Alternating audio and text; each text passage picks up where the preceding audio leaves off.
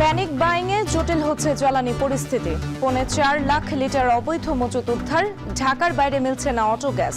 এপ্রিলে সংকট নেই দাবি মন্ত্রণালয়ের। প্রশাসনের আশ্বাসে 14 ঘন্টা পর সিলেটে ফিলিং স্টেশন চালু।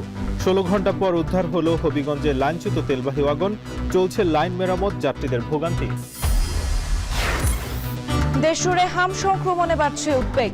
শয্যা সংকটে ভোগান্তি। গ্রামাঞ্চলে পাঠানো হচ্ছে টিকার উপকরণ। প্রস্তুতি ছিল না, স্বীকার স্বাস্থ্যমন্ত্রীর। জুলাই হত্যা মামলায় হাসান মাহমুদ সহ 22 জনের বিরুদ্ধে ট্রাইব্যুনালে চূড়ান্ত তদন্ত প্রতিবেদন। আইনজীবী নিয়োগে শেখ হাসিনার চিঠি পায়নি প্রসিকিউশন।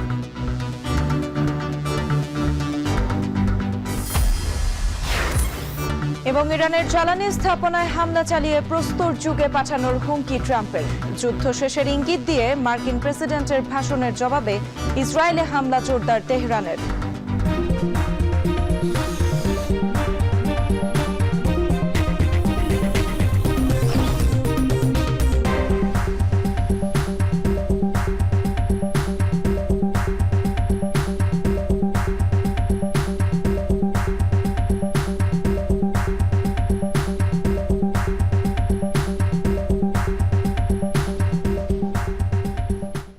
দর্শক শুনছিলেন শিরোনাম। স্বাগত এখন দুপুরে পুরো আয়োজন জুড়ে সঙ্গে আছি আমরা দুজন, আমি সুমাই রাত্রি এবং আমি নাজমুস সাকিব। প্যানিক বাইং আর মজুতের কারণে ক্রমেই জটিল হচ্ছে দেশের জ্বালানি পরিস্থিতি। ফিলিং স্টেশনে দীর্ঘ লাইনে দাঁড়িয়ে ব্যয় হচ্ছে ঘন্টার পর ঘন্টা। এদিকে এপ্রিলে জ্বালানি নিয়ে কোনো সংকট নেই বলে জানিয়েছেন মন্ত্রণালয়ের যুগ্ম সচিব। বিস্তারিত জাবেদ আব্দুল্লাহর প্রতিবেদনে। অনেকে লাইন থেকে নিয়ে আবার পুনরায় লাইনের পিছনে যায় বা একটু সিন্ডিকেট করে মাঝখানে ঢুকে তেলটা নিয়ে নেয়। দেশে জ্বালানি তেল কখন ফুরিয়ে যায় এমন ভয় থেকেই ফিলিং স্টেশনে দীর্ঘ সময় অপেক্ষা করে বেশি করে তেল নেওয়ার কথা স্বীকার করছেন অনেকেই। অনেকে হয়তো নিয়ে আবার বিক্রিও করতেছে, 300 টাকা লিটার তেল বিক্রি করতেছে, এই রেকর্ডও আছে। এই যে সিরিয়াল দিয়ে আসলাম, এই যে সকালে এসে সিরিয়াল দিলাম, এই পর্যন্ত এই যে আসলাম, বহুত কষ্ট তেলের। সরকারের পক্ষ থেকে সংকট না থাকার কথা বলা হলেও ক্রমেই জটিল হচ্ছে জ্বালানি পরিস্থিতি। ফিলিং স্টেশনে দীর্ঘ লাইনে দাঁড়িয়ে অসুস্থ হয়ে পড়ছেন অনেকেই। কোথাও কোথাও ঘটছে অপ্রীতিকর ঘটনা। যে এখন হচ্ছে কাজের সময়, অফিসের সময়, এখন এই যে 2 ঘন্টা আমি লাইনে থেকে তেল পেলাম। তো অনেক পাম্পে তেল দিচ্ছে না, অনেক পাম্প বন্ধ আছে, এই কারণে যেখানে দিচ্ছে সেখানে চাপটা বাড়তেছে। সব পাম্পে যদি তেল দেওয়া শুরু করতো তাহলে এত চাপ থাকতো না। আমরা তো সবাইরে 600 টাকা করে দিতে আসি 5 লিটার, আর অনেকে দেখা যায় 5 লিটার ধরেও না, তারপরও এসে নিতে আসে। এদিকে গ্রাহকরা বেশি চাহিদার কথা জানালেও নির্দিষ্ট পরিমাণে জ্বালানি দিচ্ছে ফিলিং স্টেশনগুলো। আমাদের পাম্পে এখন পর্যন্ত আমরা দিয়ে যাচ্ছি তেল, আপাতত ওই রকম কোনো সমস্যা হইতেছে না। সরকার যে নির্ধারণ করছে ওইভাবে আমরা দিচ্ছি। এপ্রিলে জ্বালানি সংকট নেই বলে ফের আশ্বস্ত করেছেন মন্ত্রণালয়ের যুগ্ম সচিব মনির হোসেন চৌধুরী। সচিবালয়ে নিয়মিত ব্রিফিংয়ে তিনি জানান, প্যানিক বাইং ও মজুতের কারণে পরিস্থিতি দিন দিন জটিল হচ্ছে। আমাদের পর্যাপ্ত মজুদ আছে, একদম পর্যাপ্ত মজুদ আছে, ফলে কোনো সংকট নেই। মানুষের মধ্যে প্যানিক বাইংটা এখনো বন্ধ হয়নি, যে কারণে পেট্রোল পাম্পগুলো সাপ্লাই চেইনটাতে ইন্টারাপশন হচ্ছে মাঝে মাঝে। ফলে এইটা থেকে বেরিয়ে আসলে আমাদের স্বাভাবিক সরবরাহে কোনো সংকট নেই। জ্বালানি ব্যবহারে সবাইকে সাশ্রয়ী হওয়ার আহ্বানও জানান তিনি। জাবেদ আব্দুল্লাহ, এখন, ঢাকা। হবিগঞ্জের চট্টগ্রাম থেকে সিলেটগামী তেলবাহী ট্রেনের লাইনচ্যুত 6টি বগি উদ্ধার করা হয়েছে। প্রায় 16 ঘন্টা পর দুপুরে দুর্ঘটনা কবলিত ওয়াগনগুলো সরিয়ে নেয়ার পর চলছে রেল লাইন মেরামতের কাজ। সবকিছু ঠিক থাকলে বিকেলের মধ্যে সিলেটের সাথে সারা দেশের রেল যোগাযোগ স্বাভাবিক হতে পারে বলে জানিয়েছেন রেলওয়ে কর্মকর্তারা। কাজল সরকারের পাঠানো তথ্য ছবি নিয়ে দেখুন বিস্তারিত। লাইনচ্যুত ওয়াগন উদ্ধারে জোর তৎপরতা। রেলওয়ে কর্তৃপক্ষের সঙ্গে অংশ নেয় সেনাবাহিনী ও বিজিবি সহ আইন শৃঙ্খলা রক্ষা বাহিনী। ক্ষতিগ্রস্ত হয় বিপুল পরিমাণ জ্বালানি।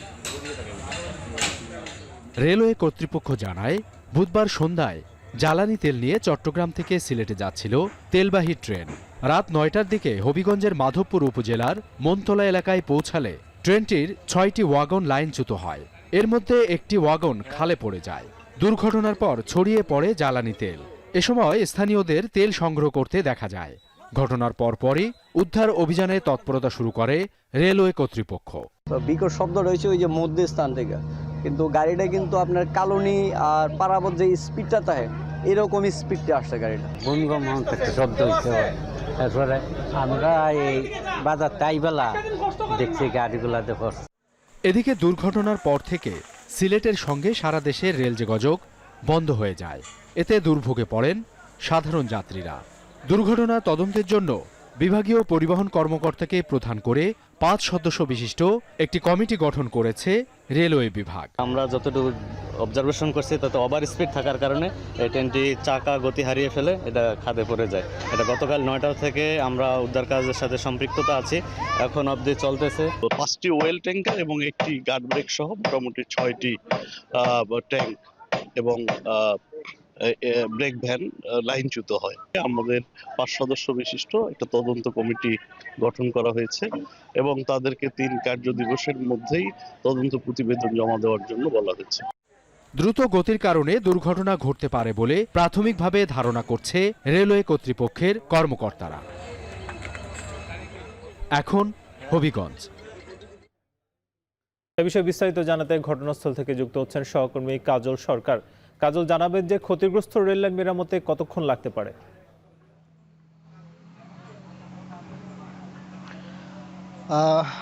গতকাল রাত 9:30টার দিকে দুর্ঘটনার পরপরই আসলে উদ্ধার তৎপরতা শুরু করার চেষ্টা করে রেলওয়ে কর্তৃপক্ষ, তবে ভোর থেকে শুরু হয়েছে, ফলে বলা যায় যে অনেকটা দেরিতে আসলে যে সংস্কার কাজ সেটি শেষ হচ্ছে।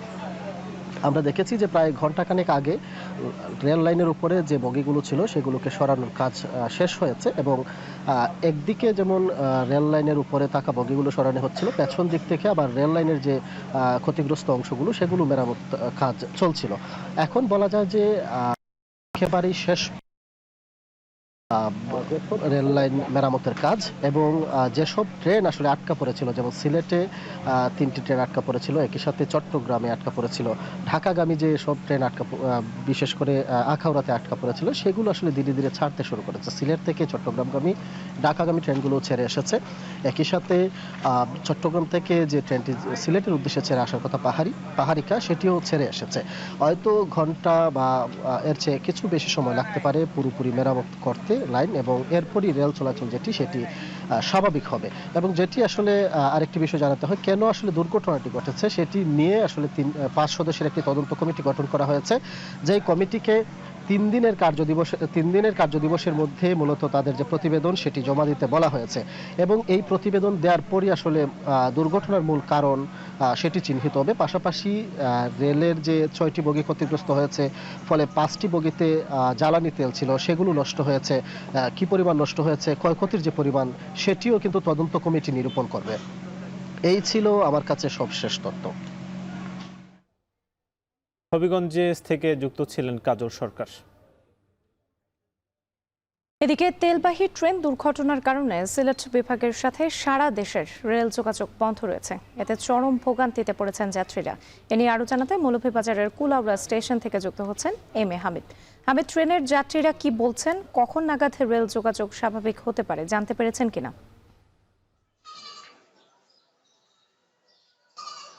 রাত্রি আপনাকে জানিয়ে রাখি যে গতকাল রাত্রে মনতলা এলাকায়, হবিগঞ্জ জেলার মনতলা এলাকায় একটি তেলবাহী ওয়াগন লাইনচ্যুত হওয়ার পরে মূলত সিলেটের সাথে সারা দেশের ট্রেন যোগাযোগ বন্ধ হয়ে যায়, যেটা এখন পর্যন্ত চলমান রয়েছে। যদিও গতকালকে ট্রেনের শিডিউল অনেকগুলো বাতিল করা হয়েছিল, কিন্তু আজকে সকাল থেকে সিলেট থেকে ঢাকা বা চট্টগ্রামগামী যে রেলগুলো রয়েছে, ট্রেনগুলো রয়েছে, সেগুলো কোনো শিডিউল বাতিল করা হয়নি। যদিও শিডিউল বিপর্যয় হয়েছে, বিশেষ করে কালনী এক্সপ্রেস ট্রেনটি ঢাকার উদ্দেশ্যে সকাল 6টা 15 ছেড়ে আসার কথা থাকলেও সেখানে 1.5 ঘন্টা দেরিতে ছেড়ে গিয়ে সেটা শাস্তাগঞ্জের দিকে চলে গিয়েছে এবং পরবর্তীতে 10:30টার দিকে পাহাড়িরা এক্সপ্রেস ট্রেনটি যেটি চট্টগ্রামে যাওয়ার কথা সেটিও 1.5 ঘন্টা পরে সেখান থেকে যাত্রা শুরু করে এখন অলরেডি সিম্বল স্টেশন ক্রস করে চলে গিয়েছে। যদিও ট্রেন চলাচল এখন পর্যন্ত স্বাভাবিক হয়নি। আমি এই বিষয়ে কথা বলেছিলাম খুলনা স্টেশন মাস্টার মুহিবুর রহমানের সাথে। তিনি আমাকে জানিয়েছেন যে 2 ঘন্টার মধ্যে ট্রেন চলাচল স্বাভাবিক হতে পারে এবং এখন পর্যন্ত তুড়জুড় করেই সেখানে কিন্তু কাজ চলমান রয়েছে। এখন পর্যন্ত যেটা জেনেছি যে 3টি ওয়াগন রেস্কিউ করা সম্ভব হয়েছে এবং 2টি ওয়াগন রেস্কিউ করার চেষ্টা চলছে এবং 1টি ওয়াগন অলরেডি পানিতে পড়ে রয়েছে। বেশ কিছু জ্বালানি তেল ইতিমধ্যে নষ্ট হয়ে গিয়েছে। এই তেলগুলো যাতে চুরি না হয় এবং লোকজন যাতে সেখানে সমস্যা সৃষ্টি করতে না পারে বা দাহ্য পদার্থ দিয়ে যাতে আগুন ধরাতে না পারে, সেখানে গতকাল রাত থেকে কিন্তু বিজিবি, সেনাবাহিনী এবং পুলিশ বাহিনী সহ অন্যান্য বাহিনী নিয়োজিত রয়েছেন। তারা নজরদারি রাখছেন সেখানে যাতে জাতীয় সম্পদের কোনো ক্ষতি না হয়। এবং এদিকে এই সিঁদুর বিপর্যয়ের কারণে কিন্তু প্রতিটা স্টেশনে, বিশেষ করে কুলাউড়া, শমশেরনগর, বানুগাছ, শ্রীমঙ্গল স্টেশনে প্রচুর যাত্রী কিন্তু সমাগম ঘটেছিল এবং তারা এসে ঘন্টার পর ঘন্টা বসে রয়েছিলেন গন্তব্যে যাওয়ার জন্য। কিন্তু অনেকজন ছিলেন যারা আসলে গন্তব্যে যেতে না পেরে তারা বাই রোডে বিভিন্ন গন্তব্যে চলে গিয়েছেন। এতে করে তাদের বাড়তি ভাড়া গুনতে হয়েছে এবং অনেকেই এসেছেন দেরিতে আসবে বলে স্টেশনে আসার পরে দেখেছেন ট্রেন চলে গিয়েছে। এই ছিল মৌলভীবাজার থেকে ট্রেন নিয়ে সবশেষ রাত্রে। সিলেট বিভাগের সাথে সারা দেশের রেল যোগাযোগ বন্ধ রয়েছে। এ নিয়ে বিস্তারিত জানাতে যুক্ত ছিলেন এম.এ. হামিদ। এদিকে পেট্রোল অকটেনের সংকটের মধ্যেই রাজধানীর বাইরে ফিলিং স্টেশনগুলোতে মিলছে না অটো গ্যাস। দেশের বিভিন্ন জেলায় সরবরাহ সংকটের কারণে বন্ধ রয়েছে পাম্পগুলো। ভোগান্তিতে যানবাহনের চালক ও সাধারণ মানুষ। বিস্তারিত প্রতিবেদনে। জ্বালানি তেলের পর এবার অটোগ্যাস সংকটে উত্তরাঞ্চল। সৈয়দপুরের 6টি স্টেশন সহ নীলফামারী ও রংপুরের বেশিরভাগ স্টেশনে গ্যাস না থাকায় ফিলিং স্টেশনগুলো বন্ধ। আমদানিকারক প্রতিষ্ঠানগুলো সরবরাহ না করায় এই সংকট তৈরি হয়েছে বলে জানায় ফিলিং স্টেশনের মালিকরা। আমাদের তো রেন্টে কার, মানে আমরা ভাড়া মারি। গ্যাসটা যদি আমরা না পাই তা সেক্ষেত্রে আমাদের সমস্যা হয়ে যেতে পারে। লাস্টে বন্ধ হয়ে যাবে গাড়ি, আমাদের ইনকাম বন্ধ হয়ে যাবে, দারিদ্রতা বাড়বে। দেশের অন্যান্য স্থানের মতো অটোগ্যাসের সংকট রাজশাহীতে। নগর ও নগর প্রান্তের 12টি পাম্পের অধিকাংশেই শেষ হয়ে গেছে সাপ্তাহিক মজুত। মালিকরা বলছেন সকলের প্রাপ্তি নিশ্চিতে পরিমিতভাবে গ্যাস দেওয়া হচ্ছে। তবে মংলা ডিপো বা ডিপোগুলোতে কোনো সংকট নেই বলে জানান ডিপো মালিকরা। আমার সামনে গাড়ি ছিল মাত্র 172টা, কিন্তু এখনো দেখেন 50টা গাড়ি আমার সামনে রয়েছে। কিন্তু আমি ভোর 4টার সময় আসছি, এখন বাজে কত? এখন বাজে 12টা। তেলের খুবই বাজে অবস্থা। আজকে প্রথমবার আসলাম কিন্তু সিরিয়াল এখনো পাইনি।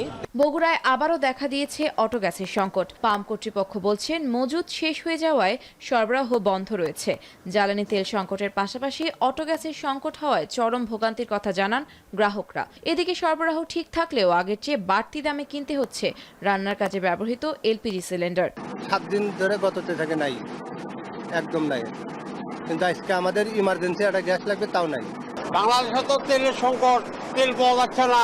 এরকম যদি গ্যাস সংকট হয় তাহলে তো আমার মনে হয় গ্যাস অচল। ফিলিং স্টেশনের মালিকরা বলছেন 2-1 দিনের মধ্যেই সরবরাহ ঢুকে গেলে পরিস্থিতি কিছুটা স্বাভাবিক হবে। আফনান অপসরা, এখন। জেলা প্রশাসনের আশ্বাসে দীর্ঘ 14 ঘন্টা পর সিলেট বিভাগের পেট্রোল পাম্প ও ফিলিং স্টেশনের ধর্মঘট প্রত্যাহার করা হয়েছে। এ নিয়ে আরও জানাতে সিলেট থেকে যুক্ত হচ্ছেন সন্দীপন শুভ। শুভ, ধর্মঘট প্রত্যাহারের পর জ্বালানি সরবরাহ শুরু হয়েছে কিনা?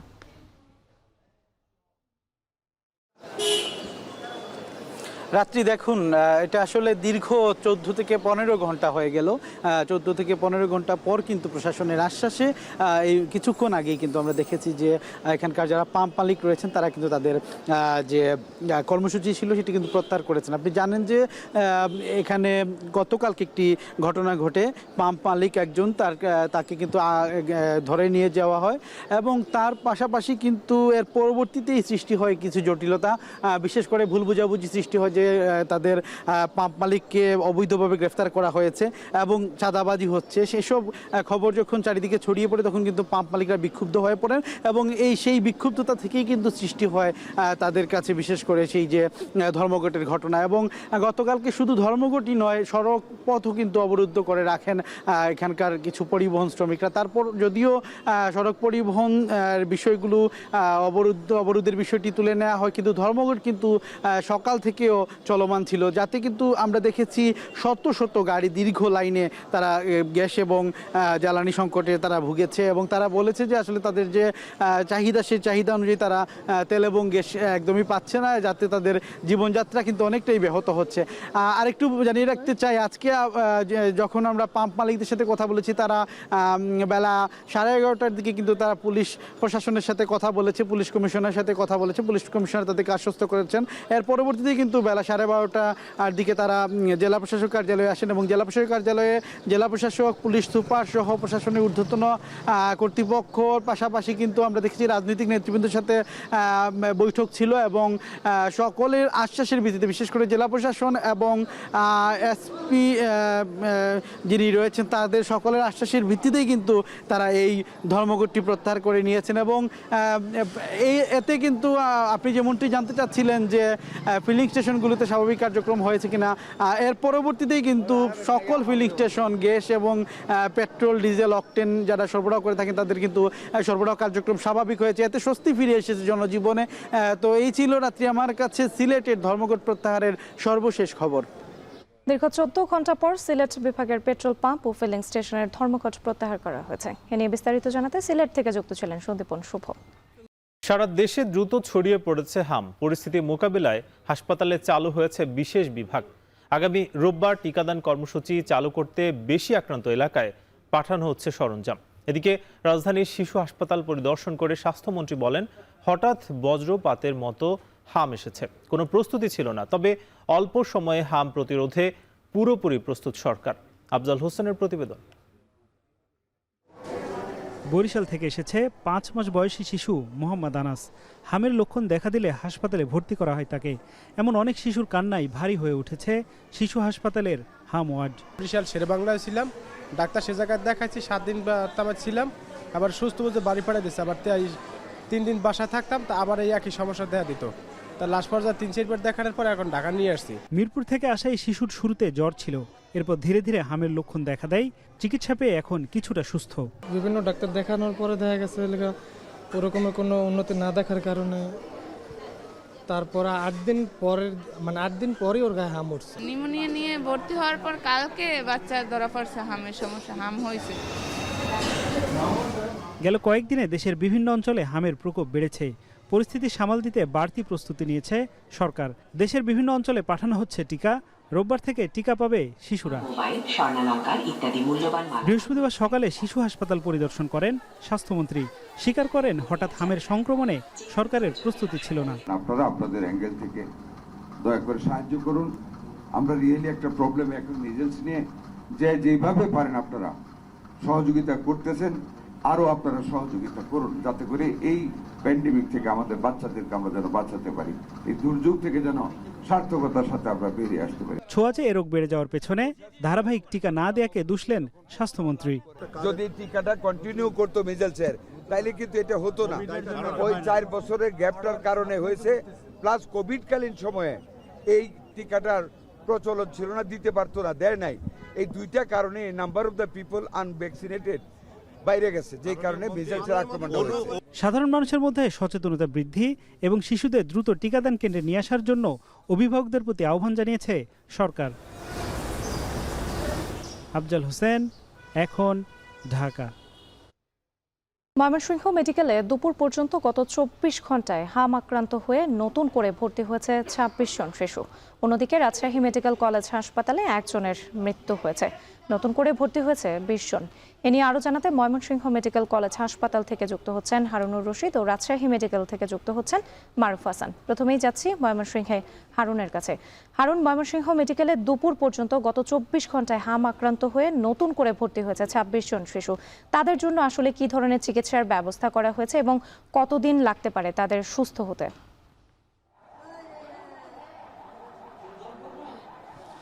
রাত্রি ময়মনসিংহ মেডিকেল কলেজে হামের চিকিৎসার জন্য কিন্তু একটি আলাদা ইউনিট খোলা হয়েছে, অর্থাৎ হাম আইসোলেশন সেন্টার। এটি ময়মনসিংহ মেডিকেল কলেজ হাসপাতালের যে নতুন ভবন রয়েছে, সেই নতুন ভবনের 8 তলায় যেখানে কেবিন রয়েছে, সেই কেবিনগুলোতে হাম আক্রান্ত রোগীদেরকে দেওয়া হয়েছে। এবং এখানে আমরা রোগীদের স্বজনদের সাথে কথা বলেছি। রোগীদের স্বজন এবং চিকিৎসক তারা যেটি বলেছেন যে হঠাৎ করে এই হামের প্রাদুর্ভাব দেখা দেওয়ার কারণে কিন্তু রোগীরাও যেমন বেকায়দায় পড়েছেন, পাশাপাশি হাসপাতাল কর্তৃপক্ষও কিন্তু একটি বেকায়দার মধ্যে পড়েছেন, যার কারণে কিন্তু তারা এই সর্বোচ্চ চেষ্টা করছেন চিকিৎসকরা এই হাম আক্রান্ত রোগী যারা রয়েছেন তাদেরকে বিশেষ চিকিৎসা সেবা দেওয়ার জন্য। এবং এর অংশ হিসেবেই কিন্তু আলাদা আইসোলেশন সেন্টার করা হয়েছে এবং এই সেন্টারে যারা হাম আক্রান্ত বা হাম শনাক্ত হচ্ছে তাদেরকে কিন্তু কিন্তু সেখানে নিয়ে নিবিড় পর্যবেক্ষণে রাখা হয়েছে এবং তাদেরকে চিকিৎসা সেবা দেওয়া হচ্ছে। তবে এখানে আমরা হাসপাতাল কর্তৃপক্ষ এবং রোগীর স্বজনদের সাথে কথা বলে যে বিষয়টি জানতে পেরেছি, বিশেষ করে সাধারণত শিশুর জন্মের 9 মাসের মধ্যে কিন্তু হামের টিকা দেওয়া হয়, কিন্তু এখানে অনেক ছোট শিশু এসেছে যাদের বয়স কিন্তু 9 মাসের চেয়ে কম, অর্থাৎ যে সময়টাতে হামে আক্রান্ত হওয়ার কথা নয় সেই অধিক সংখ্যক শিশু কিন্তু সেই 9 মাস বয়সের কম থেকে আক্রান্ত হচ্ছেন। এটি কিন্তু চিকিৎসক এবং সংশ্লিষ্টদের একটি ভাবনায় ফেলেছে এবং তারা এই বিষয়টি কিভাবে মোকাবেলা করা যায় সেগুলো কিন্তু তারা চিন্তা ভাবনা করছেন। আমরা দেখছি যে এই যে ইউনিটটি রয়েছে, এখানে যে কেবিনগুলো রয়েছে হাসপাতালের, সেই কেবিন ছাড়াও কিন্তু বাহিরে প্রচুর রোগী রয়েছে যারা এখানে চিকিৎসা নিচ্ছেন এবং তারা যেটি বলছেন যে তারা কিন্তু সিট না পাওয়ার কারণেই কিন্তু তারা এখানে আসছেন এবং এসে তারা কিন্তু এখানে চিকিৎসা নিচ্ছেন বারান্দায়। আমি সিভিল সার্জন এবং স্বাস্থ্য বিভাগের সাথে কথা বলেছিলাম। স্বাস্থ্য বিভাগ যেটি বলেছে যে আগামী রোববার থেকে হামের নতুন করে টিকা শুরু হবে এবং 2-1 দিনের মধ্যেই হামের যে টিকা সেই টিকাগুলো কিন্তু চলে আসবে এবং চলে আসার পর থেকেই কিন্তু সরকারের যে নির্দেশনা রয়েছে সেই নির্দেশনা অনুযায়ী তারা তাদের যে চিকিৎসা কার্যক্রম সেটি চালিয়ে যাবেন এবং হামের যে টিকা দেওয়ার কার্যক্রম সেটি কিন্তু তারা দেবেন। এবং আমি হাসপাতালের যিনি সহকারী পরিচালক রয়েছেন তার সাথে আমরা কথা বলেছি। তিনি যেটি বলেছেন, তারা সর্বোচ্চ গুরুত্ব দিয়ে হাম আক্রান্ত যারা রোগী রয়েছেন তাদের চিকিৎসা সেবা দিচ্ছেন এবং এই চিকিৎসায় যেন কোনো ধরনের ব্যত্যয় না হয় সেটি কঠোর মনিটরিংয়ে রাখা হয়েছে বলে আমাদেরকে জানানো হয়েছে। তো সব মিলিয়ে এই ছিল ময়মনসিংহ মেডিকেল কলেজ হাসপাতাল থেকে হাম রোগীর চিকিৎসা কার্যক্রমের সর্বশেষ। ময়মনসিংহের খবর শুনছিলাম, এবার একটু রাজশাহীতে যেতে চাই মারুফ হাসানের কাছে। মারুফ, আপনার কাছে জানতে চাই, এই যে মেডিকেল কলেজ হাসপাতালে একজনের মৃত্যু হয়েছে এবং নতুন করে ভর্তি হয়েছে 20 জন, মৃত্যু হয়েছে যার, তাকে নিয়ে আসলে হাসপাতাল থেকে কোনো অনিয়মের চিত্র আপনি দেখতে পেয়েছেন কিনা এবং এই মুহূর্তে আসলে হাসপাতালের চিত্র কেমন এবং সরকার থেকে নির্ধারণ করা হয়েছে নতুন করে টিকা দেওয়ার, সেই প্রস্তুতি কতটুকু দেখতে পাচ্ছেন? রাত্রি সারা দেশের মতো রাজশাহী মেডিকেল হাসপাতালেও কিন্তু হাম রোগীর যে প্রাদুর্ভাব সেটা কিন্তু আমরা দেখতে পাচ্ছি। সকাল থেকে কিন্তু এখানে অনেকেই শিশুদের কিন্তু নিয়ে আসছেন এবং তাদের প্রাথমিকভাবে শিশু যে ইউনিট আছে সেখানে কিন্তু ভর্তি করানো হচ্ছে। তারপরেই পরীক্ষা নিরীক্ষা এবং স্যাম্পল সংগ্রহ করার পরেই জানানো হচ্ছে যে শিশু আসলে হামে আক্রান্ত হয়েছে কিনা। যারা হাম রোগে আক্রান্ত হয়েছে তাদের জন্য আলাদাভাবে এখানে হাম রোগের আইসোলেশন ইউনিট আলাদা করে রাখা হয়েছে, সেখানে কিন্তু তাদেরকে পাঠানো হচ্ছে এবং আইসিইউ এবং ভেন্টিলেটর যদি লাগছে সেই সাপোর্টগুলো কিন্তু তাদের দেওয়া হচ্ছে। রাজশাহী মেডিকেল কলেজ হাসপাতালের মুখপাত্র যে তথ্য দিয়েছে সেখানে আমরা দেখতে পাচ্ছি যে এখন পর্যন্ত সকাল থেকে হাম রোগে আক্রান্ত হয়ে একজনের মৃত্যু হয়েছে এবং নতুন করে 20 জন হাম রোগীর কিন্তু এখানে ভর্তি হয়েছে। সব মিলিয়ে এখানে 340 জনের মতো রোগী কিন্তু এখানে ভর্তি আছে। তাদের মধ্যে মূলত 9 মাসের শিশুর সংখ্যাই কিন্তু বেশি, তাদের ভিতরেই এই হাম রোগের প্রাদুর্ভাবটা সবচেয়ে বেশি দেখা যাচ্ছে। পাশাপাশি এখানে 15 বছর এবং 14 বছর এই বয়সিক 2-1 জনকে প্রাথমিকভাবে তারা মনে করছেন যে হামে হতে পারে, তাদেরকে চিকিৎসার জন্য এবং তাদের ট্রিটমেন্ট এবং পরীক্ষা নিরীক্ষার কাজ চলছে। পরবর্তীতে তারা সেই বিষয় নিয়ে জানাতে পারবেন। হাম রোগের জন্য যে টিকা সেটি কিন্তু আসলে আগামী রোববার থেকে দেওয়ার কথা আছে। তারই প্রস্তুতি স্বরূপ রাজশাহী মেডিকেল এবং সিভিল সার্জনের পক্ষ থেকে সেই প্রস্তুতি রয়েছে এবং প্রতিটি জেলা উপজেলায় কিন্তু পাঠানোর যে প্রক্রিয়া সেটি কিন্তু ইতিমধ্যে তারা শুরু করেছেন এবং সময় মতো যাতে সবাই যেসব শিশু হাম রোগের টিকা নেয়নি তাদেরকে টিকাদান কর্মসূচির আওতায় আনা যায় এবং তাদের টিকা কার্যক্রমের যে পরিকল্পনা সেটি যাতে সম্পূর্ণ করা যায় সেই জন্য তারা কিন্তু কোনো অংশেই বাদ রাখছে না। তবে রাজশাহী মেডিকেল কলেজ হাসপাতালে অতিরিক্ত যখন হাম রোগীর সংখ্যা বাড়ছে তাদেরকে কিন্তু এখানে জাতীয় হার্ট ইনস্টিটিউটের যে আলাদাভাবে আইসিইউ এবং ভেন্টিলেটর আছে সেখানে কিন্তু স্থানান্তর করা হচ্ছে। স্থানান্তর করার কারণে সেখানে রাজশাহী মেডিকেল কলেজ হাসপাতাল কর্তৃপক্ষের মাধ্যমে সেখানে সেবার যে সবশেষ তথ্য সেটি কিন্তু নিশ্চিত করা হচ্ছে। রাত্রি রাজশাহী মেডিকেল হাসপাতাল থেকে হামের এই ছিল আমার কাছে এখন পর্যন্ত সবশেষ তথ্য।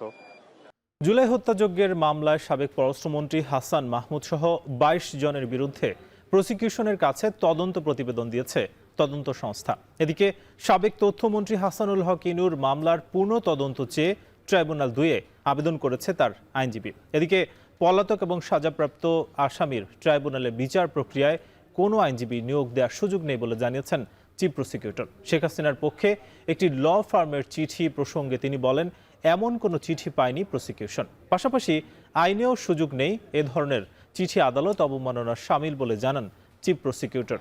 এর আগে শেখ হাসিনার বিরুদ্ধে ট্রাইব্যুনালের রায় নিয়ে আন্তর্জাতিক মান লঙ্ঘনের অভিযোগ এনে শেখ হাসিনার পক্ষ থেকে যুক্তরাজ্য ভিত্তিক একটি ল ফার্ম ট্রাইব্যুনালে উদ্দেশ্য করে একটি বার্তা পাঠায়।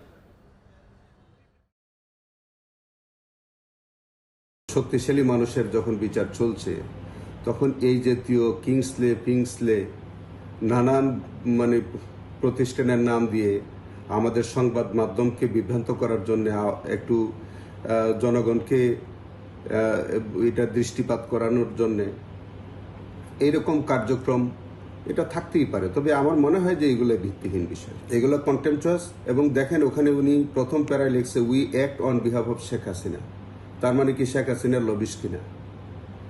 তো সেটা যদি উনি লবিস্ট হন, তাহলে তো বোঝাই যায় যে এগুলি খুব উদ্দেশ্য প্রণোদিতভাবে এগুলি ট্রাইব্যুনালকে বিতর্কিত বা ট্রাইব্যুনালকে নিয়ে একটা আলোচনার মধ্যে রাখার জন্য তারা হয়তো এরকম করছে। ফুটপাতে অবৈধ স্থাপনা উচ্ছেদে আজও অভিযান পরিচালনা করা হয়েছে। সকালে ঢাকা মেডিকেল কলেজ হাসপাতাল এলাকা থেকে বঙ্গবাজার হয়ে গুলিস্তান পর্যন্ত অভিযান চালানো হয়। অভিযানের সময় মোট 22,000 টাকা জরিমানা করা হয়। মামলা হয় 50টি।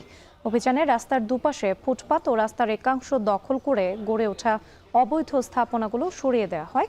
পরবর্তীতে যাতে আর স্থাপনা না গড়ে ওঠে সেজন্য সতর্ক করা হয়। উচ্ছেদ অভিযান শেষে ডিএমপির ম্যাজিস্ট্রেট ইমরান হোসেন জানান, শুধু 5 দিনই নয়, নিয়মিতই চলবে স্থাপনা উচ্ছেদ অভিযান। এছাড়াও ফুটপাতে যারা দোকান দিয়েছেন সরকার তাদের পুনর্বাসনের চিন্তাও করছে বলেও জানান ডিএমপির ম্যাজিস্ট্রেট।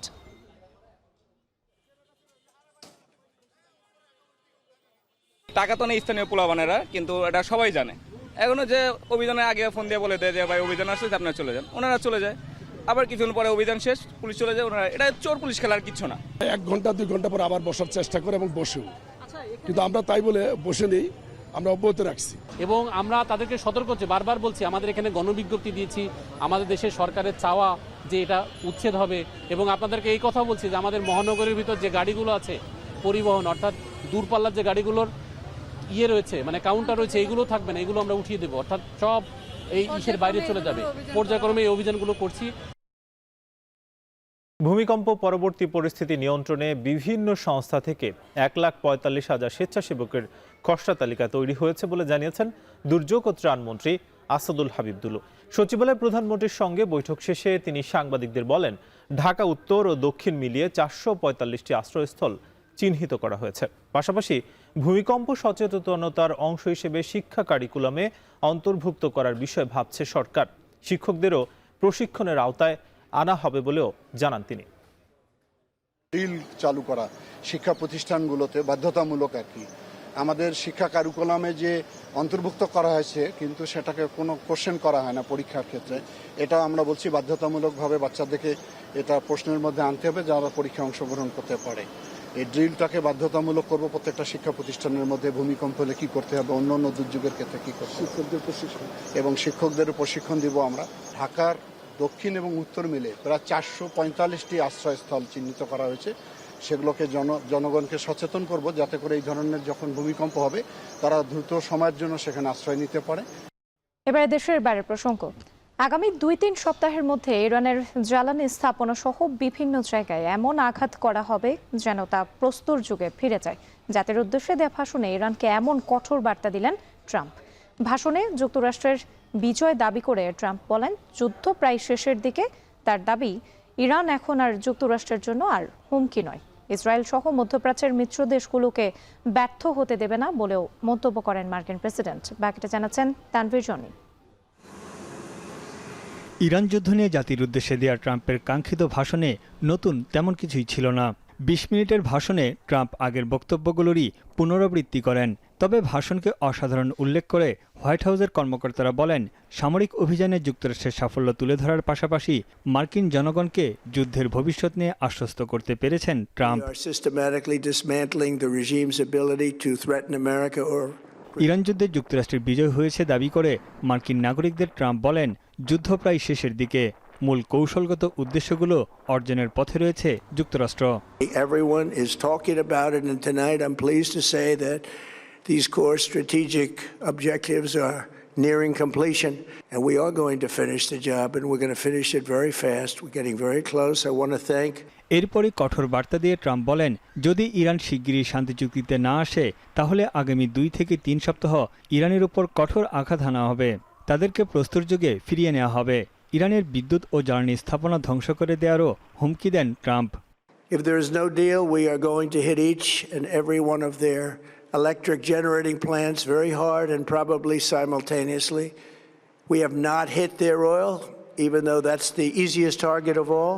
ট্রাম্পের দাবি, এরই মধ্যে ইরানের নৌবাহিনী ড্রোন ও ব্যালিস্টিক ক্ষেপণাস্ত্র সক্ষমতাকে পুরোপুরি ধ্বংসস্তূপে পরিণত করেছে যুক্তরাষ্ট্র। দেশটির পারমাণবিক স্থাপনাগুলো নিশ্চিহ্ন করে দেওয়া হয়েছে। এছাড়া তাদের নেতৃত্ব গুড়িয়ে দিয়েছে যুক্তরাষ্ট্র। ইরান এখন আর যুক্তরাষ্ট্রের জন্য হুমকি নয় বলে দাবি করেন ট্রাম্প। যুদ্ধে অংশ নেওয়া মার্কিন মিত্রদেশ, বিশেষ করে ইসরায়েল ও উপসাগরীয় অঞ্চলের দেশগুলোকে ধন্যবাদ জানান ট্রাম্প। এসব মিত্রদের কোনোভাবেই ব্যর্থ হতে দেবে না বলেও আশ্বাস দেন তিনি। ইরানের হামলার পেছনে যুক্তি তুলে ধরে ট্রাম্প বলেন, যুক্তরাষ্ট্র ও বিশ্বের নিরাপত্তার জন্যই এই যুদ্ধ জরুরি ছিল। তার অভিযোগ, কূটনৈতিক উপায়ে সমাধানের পথে যুক্তরাষ্ট্র হাঁটলেও তা প্রত্যাখ্যান করেছে তেহরান। এদিকে ট্রাম্পের ভাষণের পর তীব্র প্রতিক্রিয়া জানিয়েছেন যুক্তরাষ্ট্রের আইন প্রণেতারা। ডেমোক্র্যাট নেতা চাক শুমার ভাষণের তীব্র সমালোচনা করে বলেন, ইরান ইস্যুতে ট্রাম্পের পদক্ষেপ যুক্তরাষ্ট্রের ইতিহাসের সবচেয়ে বড় নীতিগত ভুলগুলোর একটি। তানভীর জনি, এখন বিশ্ব। বিধানসভা নির্বাচনের মধ্য দিয়ে চতুর্থবারের মতো পশ্চিমবঙ্গ সরকার গঠন করতে যাচ্ছে মমতা ব্যানার্জির দল তৃণমূল কংগ্রেস। যদিও আসন সংখ্যা কিছুটা কমতে পারে। ভারতের গণমাধ্যম CNN নিউজ 18-এর ভোট ভাইব নামে হওয়া জনমত জরিপে উঠে এসেছে এমন তথ্য। কলকাতা থেকে দীপক দেবনাথের তথ্য ছবিতে বিস্তারিত। বিধানসভা নির্বাচন ঘিরে পশ্চিমবঙ্গে জমজমাট প্রচারণা। 294 সদস্যের বিধানসভায় জয়ের জন্য ম্যাজিক ফিগার 148, যা এবারও টপকাতে চায় মমতা ব্যানার্জির দল তৃণমূল কংগ্রেস। তবে তৃণমূল কংগ্রেসকে হটিয়ে পশ্চিমবঙ্গে এবার সরকার গঠনে মরিয়া বিজেপি। ভারতীয় গণমাধ্যমের জনমত জরিপে দেখা গেছে 2021 সালের তুলনায় অনেকটাই ভালো অবস্থানে বিজেপি। আসন্ন নির্বাচনে দলটি 108 থেকে 118টি আসন পেতে পারে। কংগ্রেস এবং বামফ্রন্ট সহ অন্যান্য দলগুলো পেতে পারে সর্বোচ্চ 4টি আসন। আর 170 থেকে 180টির বেশি আসনে জয় নিয়ে চতুর্থবারের মতো সরকার গঠন করতে পারে তৃণমূল কংগ্রেস। এখানে রাজ্য সরকারের ওপর মানুষের অনেক ক্ষোভ আছে, হয়তো ক্ষোভের কারণও আছে, কিন্তু সেগুলোকে গুছিয়ে ভোটের বাক্সে পাঠানোর জন্য ভোটের দিন যে সংগঠনটা দরকার সেটা বাংলার বেশিরভাগ জায়গাতেই বিজেপির নেই। তার ফলেই আমার মনে হয় যে একটু অ্যাডভান্টেজ তৃণমূল কংগ্রেসই রয়েছে। এটা ইলেকশন একটা অত্যন্ত সুচারু একটা প্ল্যানিং লাগে এবং গ্রাউন্ড লেভেল প্রচুর কাজ লাগে। সেটা যদি যে পার্টি করতে পারবে তারাই জেতে, এটা খুব জরুরি। এবং বিজেপির সেই ধরনের বুথ লেভেলে সেই ধরনের যে কর্মী, তার কিন্তু একটা অভাব আছে, এটা আমরা সকলেই জানি। এদিকে মুখ্যমন্ত্রী হিসেবে এখনও রাজ্যের মানুষের প্রথম পছন্দ মমতা ব্যানার্জি। নিউজ 18-এর জনমত জরিপে তার প্রতি সমর্থন দেখা গেছে 46.4% বেশি। দ্বিতীয় অবস্থানে বিজেপির শুভেন্দু অধিকারীর প্রতি সমর্থন রয়েছে 34.9%। সিপিআইয়ের নেতা মোহাম্মদ সেলিমের প্রতি 5% এবং কংগ্রেস নেতা অধীর রঞ্জন চৌধুরীর প্রতি সমর্থন রয়েছে 3.2% মানুষের। জরিপের দেয়া তথ্য বলছে শতকরা 60.9% মুসলিমের প্রথম পছন্দ শাসক দল তৃণমূল কংগ্রেস। তফসিলি জাতি ও উপজাতির মধ্যে শতকরা 50% মানুষের পছন্দ বিজেপি। এমনকি উচ্চবর্ণের হিন্দুদের 46% বিজেপির প্রতি এবং 35.4% পছন্দ তৃণমূল কংগ্রেস। মোট 2 দফায় হবে এবারের নির্বাচন। প্রথম দফায় 23 এপ্রিল এবং দ্বিতীয় দফায় ভোট হবে 29 এপ্রিল। ভোট গণনা 4 মে। এই নির্বাচনে মূল ইস্যুগুলোর মধ্যে রয়েছে বেকারত্ব, উন্নয়ন, আইন শৃঙ্খলা, নারী নিরাপত্তা, সুরক্ষা, মূল্য বৃদ্ধি ও অনুপ্রবেশের মতো বিষয়গুলো। রাজনৈতিক চক্রান্ত থেকে এখন কলকাতা। এবার খেলা প্রসঙ্গ। ফিফার ঘটনাবহুল মার্চ উইন্ডো শেষ হওয়ার পর বুধবার প্রকাশিত হয়েছে নতুন র্যাঙ্কিং। বিশ্বকাপ বাছাইয়ের প্লে অফ, আন্তর্জাতিক প্রীতি ম্যাচ ও অঞ্চল ভিত্তিক বাছাই পর্বের ম্যাচ শেষে দলগুলোর অবস্থানে এসেছে বড় পরিবর্তন। বাকিটা জানাচ্ছেন মাহফুজ আহমেদ। বিশ্ব ফুটবলের উত্তাপ ছড়িয়ে শেষ হলো ফিফা মার্চ উইন্ডো। প্লে অফের মাধ্যমে 6টি দল জায়গা করেছে ফুটবল বিশ্বকাপে, আর টানা তৃতীয়বারের মতো বিশ্বকাপে দর্শক হয়েই থাকছে 4 বারের চ্যাম্পিয়ন ইতালি। সেই সঙ্গে বদলে গেছে র্যাঙ্কিংয়ের সব হিসাব নিকেশও। 2026 বিশ্বকাপের মহাযজ্ঞ শুরুর আগে এটিই ছিল ফিফার সবশেষ আন্তর্জাতিক বিরতি ও নিজেদের র্যাঙ্কিং বাড়ানোর সুযোগ, যেখানে ব্রাজিল ও ক্রোয়েশিয়ার বিপক্ষে বড় জয়ে 2 ধাপ এগিয়ে শীর্ষস্থান দখল করেছে কিলিয়ান এমবাপ্পের ফ্রান্স। র্যাঙ্কিংয়ের শীর্ষ 3-এ নিজেদের শক্তিশালী অবস্থান ধরে রেখেছে লামিন ইয়ামালের স্পেন এবং বর্তমান চ্যাম্পিয়ন আর্জেন্টিনা। এই সময়ে একটি প্রীতি ম্যাচ ও আরেকটি এশিয়ান কাপ বাছাই ম্যাচ খেলেছে বাংলাদেশ। 26 মার্চ ভিয়েতনামের বিপক্ষে 3-0 এবং 31 মার্চ সিঙ্গাপুরের বিপক্ষে 1-0 গোলে হেরেছে লাল সবুজের প্রতিনিধিরা। টানা 2 হারে 9.18 পয়েন্ট হারিয়ে র্যাঙ্কিংয়ে 180 থেকে এক ধাপ পিছিয়ে 181তম অবস্থানে নেমে গেছে হামজা সমিত্রা। 1761.16 পয়েন্ট নিয়ে তালিকার 6ষ্ঠ স্থানে স্থির রয়েছে ব্রাজিল। এবার র্যাঙ্কিংয়ে সবচেয়ে বড় চমক দেখিয়েছে ভিয়েতনাম, সবচেয়ে বেশি 9 ধাপ এগিয়েছে দেশটি। বিপরীতে সবচেয়ে বড় অবনমন হয়েছে মালয়েশিয়ার, 17 ধাপ নিচে নেমে গেছে তারা। আন্তর্জাতিক ফুটবলে এখন সবার অপেক্ষা জুনে the greatest show on earth খ্যাত ফুটবল বিশ্বকাপ নিয়ে। মাহফুজা আহমেদ, এখন। দর্শক, শেষ করছি এখন দুপুর। তবে তার আগে শিরোনামগুলো জানাবো আরো একবার। প্যানিক বাইংয়ে জটিল হচ্ছে জ্বালানি পরিস্থিতি। 4.25 লাখ লিটার অবৈধ মজুদ উদ্ধার। ঢাকার বাইরে মিলছে না অটো গ্যাস। এপ্রিলে সংকট নেই দাবি মন্ত্রণালয়ের। প্রশাসনের আশ্বাসে 14 ঘন্টা পর সিলেটে ফিলিং স্টেশন চালু। 16 ঘন্টা পর উদ্ধার হলো হবিগঞ্জে লাইনচ্যুত তেলবাহী ওয়াগন। চলছে লাইন মেরামত, যাত্রীদের ভোগান্তি। দেশ জুড়ে হাম সংক্রমণে বাড়ছে উদ্বেগ, শয্যা সংকটে ভোগান্তি। গ্রামাঞ্চলে পাঠানো হচ্ছে টিকার উপকরণ। প্রস্তুতি ছিল না শিকার স্বাস্থ্যমন্ত্রীর। জুলাই হত্যা মামলায় হাসান মাহমুদ সহ 22 জনের বিরুদ্ধে ট্রাইব্যুনালে তদন্ত প্রতিবেদন। আইনজীবী নিয়োগে শেখ হাসিনার চিঠি পায়নি প্রসিকিউশন।